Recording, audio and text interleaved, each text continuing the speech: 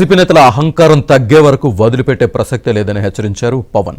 YCP నేతల దాడిలో గాయపడ్డ ఎంపీడీఓ జవహర్ బాబును పవన్ పరామర్శించారు. ఇక్కడున్నది వైసీపీ ప్రభుత్వం కాదని కూటమి ప్రభుత్వం అని పవన్ వార్నింగ్ ఇచ్చారు.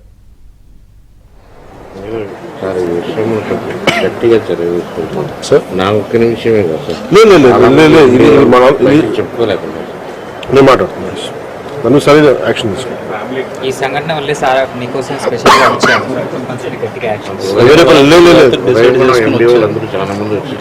మామూలుగా ప్రెస్ స్టేట్మెంట్ రావాలి మీకు నేను మీకు అండగా ఉండడానికి వచ్చాను. వ్యక్తి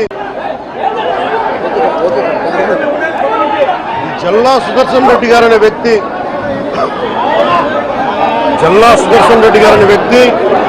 ఈరోజు జవహర్ బాబు గారి మీద దాడి చేయడం కాదు, ఇతనికి దాడి చేయడం అనేది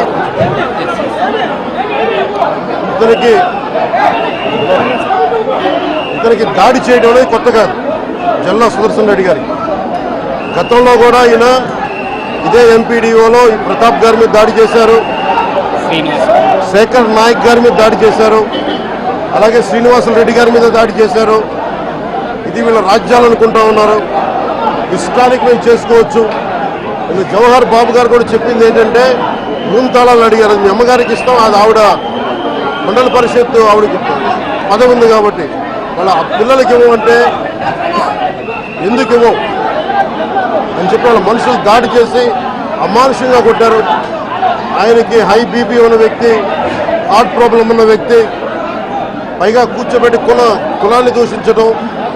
దీనికి వీళ్ళ అహంకారానికి కులంలో ఏం లేదా. ఎవరైనా సరే, శ్రీనివాసరెడ్డి గారు కావచ్చు, శేఖర్ నాయక్ గారు కావచ్చు, ప్రతాప్ గారు కావచ్చు, జవహర్ గారు కావచ్చు, ఎవరి మీదైనా సరే వాళ్ళకి ఆధిపత్యానికి అడ్డుకుంటే మటుకు వీళ్ళకి ఇదే. నేను వీళ్ళందరికీ ఇదే చెప్తున్నాను మీకు. ఇది గత ప్రభుత్వంలా కాదు.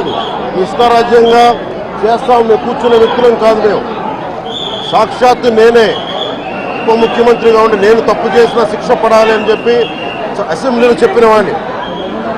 అలాంటిది మీరు ఇష్టారాజ్యంగా కూర్చొని అధికార విధులు నిర్వహిస్తున్న వాళ్ళ మీద దాడి చేస్తే ఏమాత్రం ఉపేక్షించాం.